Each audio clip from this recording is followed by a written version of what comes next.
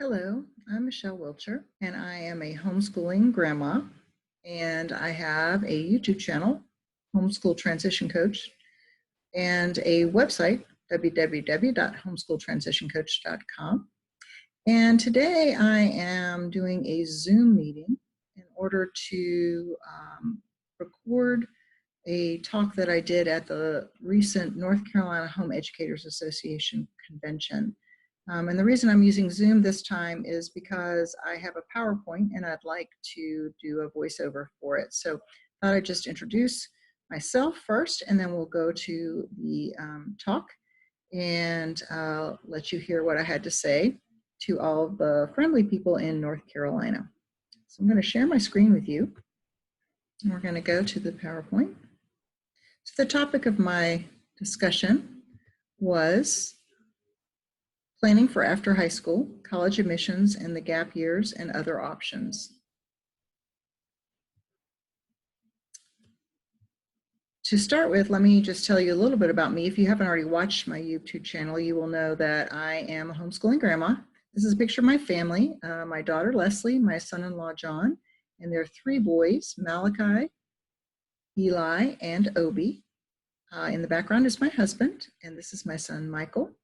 The only family member that's not in this photograph is my daughter Lauren, who was in Indonesia at the time it was taken. So I am homeschooling these three adventurous, jubilant little grandbabies.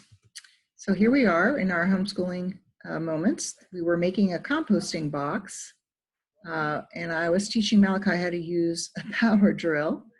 So here he is proudly using his power drill to drill some holes in the bottom of the box, and then we filled it up with all different kinds of dirt and leaves and other stuff that makes good compost. So that's a little bit about me. In addition to that, I also worked in higher education for 25 years. I was an admissions counselor and financial aid officer at 4 different institutions. My latest institution was Regent University in Virginia Beach, Virginia. I was the homeschooling admissions counselor representative. I helped them create their dual enrollment program.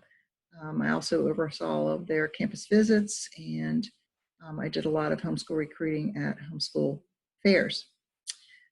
Today I want to talk about the future of higher education and some things to consider. So as you're thinking about, your kids going off to college, what is it that you hope for them, or anything that they're going to do after high school? What is your hope for them for those years after high school? Are you hoping they're going to be prepared for a career? Are you hoping they're going to be prepared for graduate school? Are you hoping they're going to learn some important skills, hopefully, develop some critical thinking and communication skills, and maybe find a husband or a wife? That's been a typical expectation over the years, and earn more money over their lifetime due to the education they're receiving. Obviously, this is a selling point for a lot of colleges and technical programs. They, advertise that they're going to provide additional income because of the training that they provide. Now, back when I went to college, I think the dinosaurs were still roaming and the earth was cooling. But anyway, when I went to college, it was sort of expected that if you were going to get educated, you were going to go to college. So we were in the middle of the technological explosion that occurred during the space race. We were competing with Russia to get a man on the moon, and you had to go to college to compete for new jobs. Liberal arts curriculum at that time was considered the core curriculum. It was the most important part of your learning at that institution. It was taught by the best professors in small classes, guaranteeing that you were mentored by someone who was educated, and there were high standards for those courses. The landscape of the college life, college culture, was also very different at that time. It was not nearly as deadly as it is today, and I'm going to explain a little bit more about what I mean by that as we go forward in our presentation here.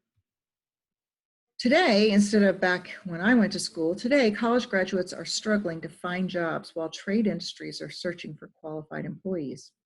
This is a headline from the Public Broadcasting Service News on August 29th of 2017. After decades of pushing bachelor's degrees, U.S. needs more tradespeople. It's kind of frightening. The quote here is, the United States has 30 million jobs that pay an average of $55,000 per year and don't require a bachelor's degree, according to Georgetown Center. People with career and technical educations are actually slightly more likely to be employed than their counterparts with academic credentials. The U.S. Department of Education reports this, and significantly more likely to be working in their fields of study. Very disturbing quote there. Additionally, today, critical thinking skills for college graduates are at an all-time low, while liberal arts courses are taught by adjuncts online or by a teaching assistant in an auditorium with 500 students. I'm sure many of you may have experienced this when you went to college, being in English 101 in an auditorium with 600 students and having to sort of check in electronically that you're there and really almost never seeing the professor. In a report from the James G. Martin Center for Academic Renewal, they published an article in March of 2017 entitled, "Why College Graduates Still Can't Think." It's also very disturbing. As recently as May of 2016, professional service firms like PayScale and Future Workplace reported that 60% of employers believe that new college graduates lack critical thinking skills, based on their survey of over 76,000 managers and executives. Clearly, colleges and universities across the country aren't adequately teaching thinking skills, despite loudly insisting to anyone who will listen that they are.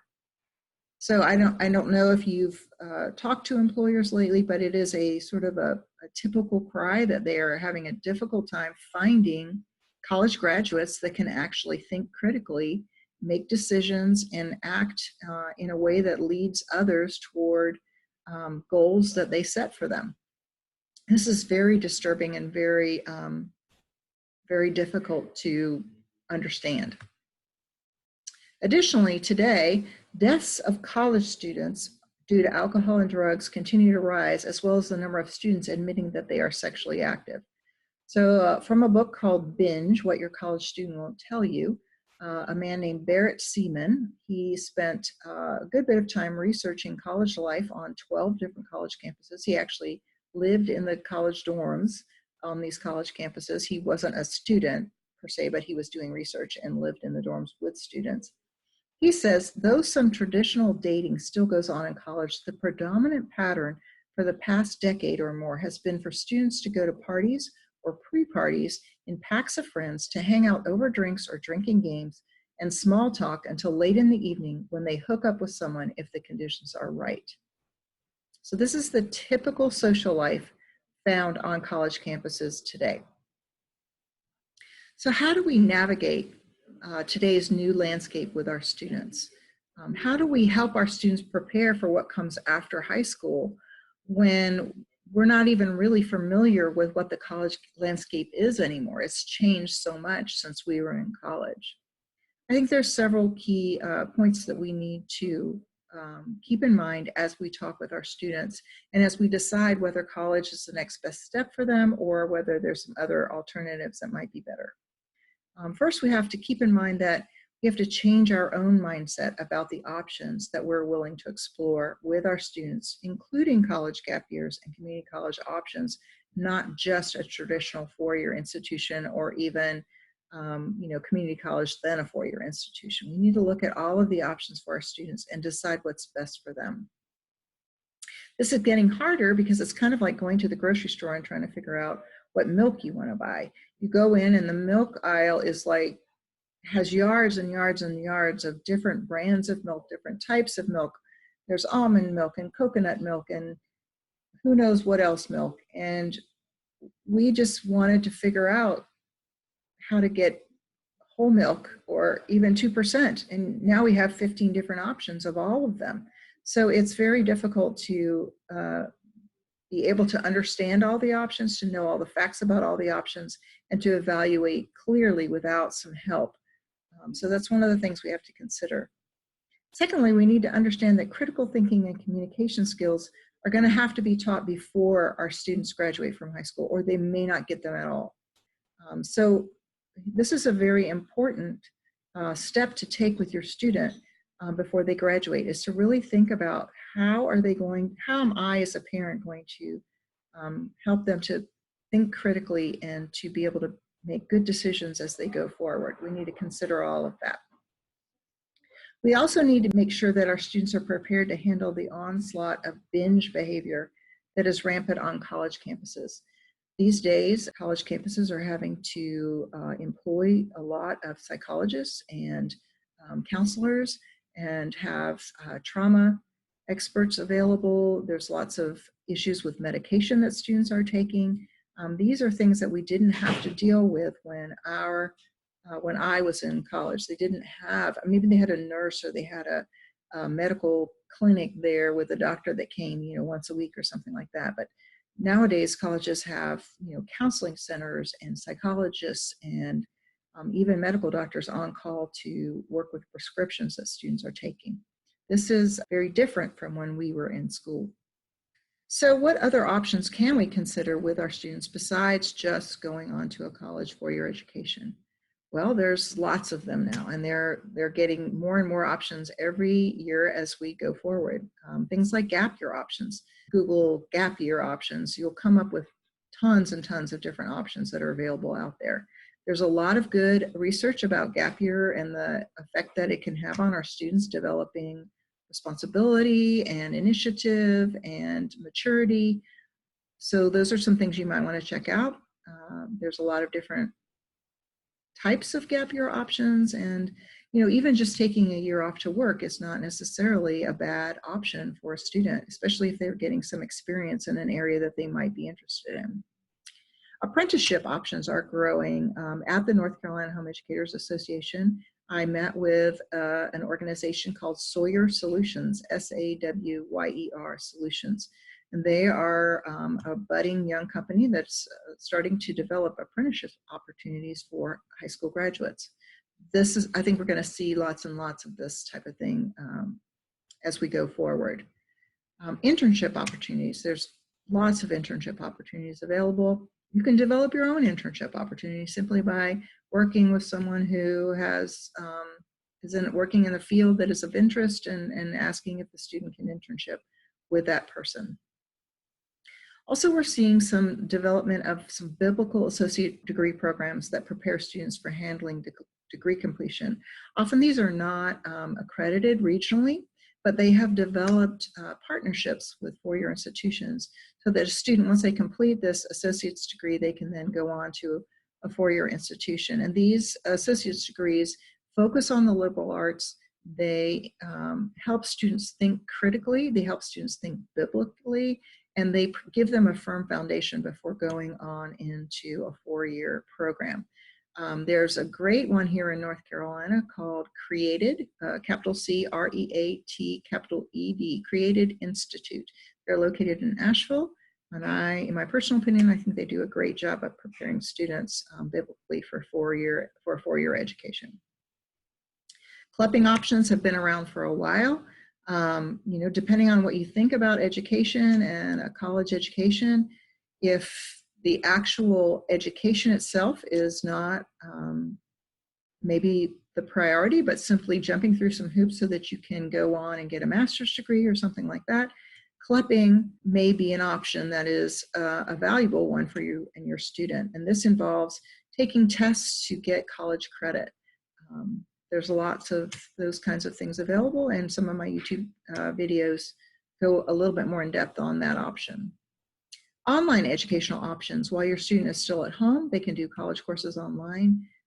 You're still there to mentor them, to walk them through any difficulties they may have. And again, they're simply checking off some of those early requirements to go on to whatever career they have in mind. Community college programs. The community college was originally simply a bridge between students who had difficulty in high school and who then wanted to go on either to a vocational program or to some kind of technical, or they wanted to get a two-year degree to then go on to a four-year program. Nowadays, community college is very common for lots and lots of students who plan to go on to a four-year institution. However, remember in my quote from earlier, the trade schools are wanting students who are qualified to do certain trades. And I see a lot of students now going into programs like radiological imaging, which is basically another name for X-ray technician, those kinds of things. And you can do those in 2 years at a community college and then go out and make a significant income, which often may not be the case when you graduate from a four-year institution. So those are something to consider. And then entrepreneurial programs. Entrepreneurial programs are springing up everywhere, where they're training students how to run their own business, how to create a business, how to develop a business model and then implement it. They also may provide some funding. They may provide internship opportunities with other entrepreneurs, et cetera, et cetera. These things are popping up everywhere. And so these are I'm just throwing out information about different options that you may want to consider as you go forward with your student. I will be doing more informational videos on these options as I go forward with my YouTube channel. So stay tuned for more information about each one of these.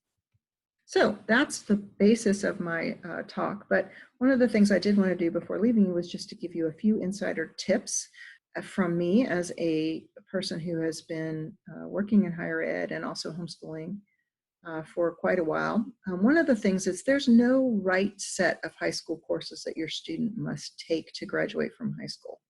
I talk about this a little bit when I talk about developing high school courses, and I have a YouTube video that talks about that. But there's no one right set. So just because your state says you have to have certain requirements doesn't mean that that's the right set of requirements for your student. And you do need to consider what is right for your student as you're deciding about what high school courses they need in order to be prepared for what comes next. Secondly, there's no one right way to do a high school transcript. I've seen high school transcripts all over the map, grading scales all over the map, all different ways of providing that information. If you need help with a high school transcript and want to know what is required and what is the basic information needed, just go to my YouTube video on developing the high school transcript or download my handy document. It's a 15-page document that describes in detail how to prepare a high school transcript and calculate the cumulative GPA and weight courses, et cetera, et cetera. You can find that on my website. It's www.homeschooltransitioncoach.com. Also, there are lots of pathways to consider, so take it one step at a time. Don't try to figure out the end too far in advance. Sometimes it's just best to figure out what the next step is, work toward that, and then once you get there, figure out the next step. It's okay to take your time. You don't have to have the end in mind from the very beginning. Also, my parting piece of information, focus on what's best for your student and not on what everyone else is doing. Your student is unique. God has given your student a unique set of interests and skills and challenges, and there's a plan especially for your student. So taking the time to focus on your student in particular and not feeling the pressure to do what everyone else is doing just because everyone else is doing it is going to benefit you and your student in the long run, and will hopefully lead to a more satisfied, fulfilled career or whatever the student pursues after high school graduation.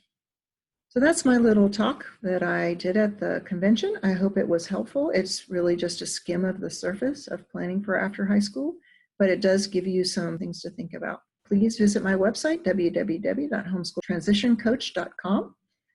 You can download some helpful materials, watch other YouTube videos, or schedule a one-on-one or group coaching session with me. I'd love to spend some time with you if you would like. That's all for now. Talk to you soon.